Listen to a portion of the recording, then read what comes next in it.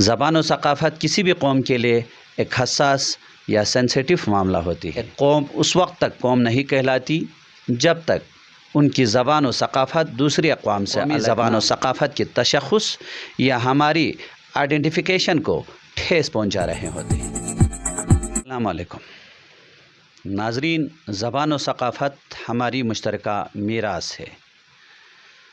ہم بلتی کہلاتے ہیں اور بلتی زبان ہی ہمارے لیے اظہار کا ذریعہ اور ترجمانی کا کردار ادا کرتی ہیں۔ زبان و ثقافت کسی بھی قوم کے لیے ایک حساس یا سینسیٹیو معاملہ ہوتی ہے۔ ایک قوم اس وقت تک قوم نہیں کہلاتی جب تک ان کی زبان و ثقافت دوسری اقوام سے الگ نہ ہوں، اور جب زبان کے ذخیرہ الفاظ زبان کی ضروریات کو پوری کر رہے ہوں، اس پر دوسری زبان کے الفاظ کو نہ پریفیئر کرنی چاہیے اور نہ ٹرانسلیٹ کر کے شکل کو بگاڑ دینی چاہیے۔ ان دنوں بلتستان میں ٹورسٹ کی آمد ہے۔ بے شک اردو ہماری قومی زبان ہے۔ سپیکنگ یا ذریعہ اظہار کے لیے اردو ہی ہماری کمبائن قومی زبان ہے۔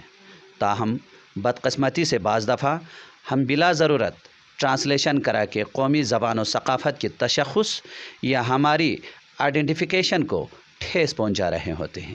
مثلاً نقپچھو کہنے کی بجائے کالا پانی، چھوچو کی جگہ بڑا پانی، یربچھو کی جگہ شوسار لیک اور اسی طرح کے سینکڑوں مقامات کے نام اب تک چینج ہو چکے ہیں۔ کیا آپ نے کبھی بلتیوں کی خاطر سندھ کا شرافی گوٹ اور پنجاب کے ایسا خیل و موسا خیل کا نام چینج ہوتے دیکھا ہے؟ خود ساختہ تبدیلی کسی بھی زبان کے حق میں اچھی نہیں ہوتی۔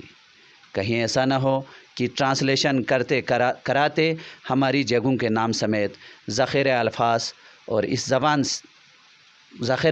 بھی اس زبان سے ختم یا اوبزولیٹ ہو کر رہ نہ جائے۔